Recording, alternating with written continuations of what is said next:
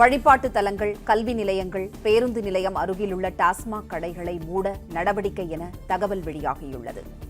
செய்தியாளர் சரவணன் இணைப்பில் இருக்கிறார். சரவணன், வணக்கம். கூடுதல் விவரம் என்ன, சொல்லுங்க.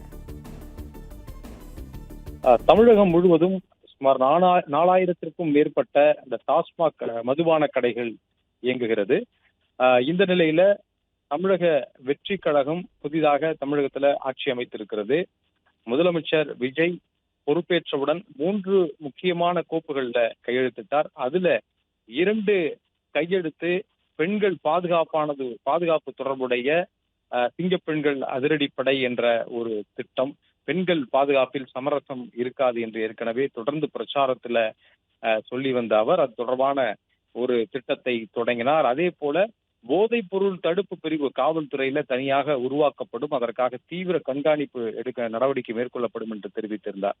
அதன் தொடர்ச்சியாக டாஸ்மாக் மதுபான கடைகள், இந்த டாஸ்மாக் மதுபான கடைகள் 4000த்துக்கும் மேற்பட்ட இருக்கக்கூடிய நிலையில குற்றச் செயல்கள் அதிகமாக நடப்பதற்கு மது ஒரு காரணமாக இருப்பதன் காரணமாக முதற்கட்டமாக வழிபாட்டு தலங்கள், கல்வி நிலையங்கள், இது போன்ற பகுதிகளில் இயங்கக்கூடிய மதுபான கடைகளை கண்டறிந்து ஆய்வு செய்து அவற்றை அகற்ற வேண்டும், உடனடியாக மூட வேண்டும் என்ற உத்தரவு பிறப்பிக்க இருப்பதாக தகவல் வெளியாகி உள்ளது.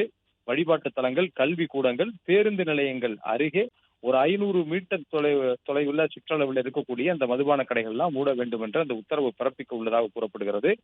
அந்த உத்தரவை முதல்வர் பிறப்பிப்பதற்கு முன்பாக அதிகாரிகள் தொடர்பாக கணக்குகளை ஆய்வுகளை மேற்கொண்டு வருவதாகவும், எந்தெந்த பகுதிகளில் இது போன்ற இரு கடைகள் இயங்குகிறது என்ற பணிகளை அதிகாரிகள் துவக்கி விட்டதாகவும் தகவல் வெளியாகி இருக்கிறது. அதன் மூலமாக 200 முதல் 500 மதுபான கடைகள் மூடுவதற்கான வாய்ப்புகள் இருப்பதாகவும் டாஸ்மாக் வட்டார பகுதிகளில் நமக்கு தகவலாக இருக்கிறது. இது தொடர்பான உத்தரவு ஓரிரு நாளில் வெளியாகலாம் என்ற தகவலும் வெளியாகி இருக்கிறது.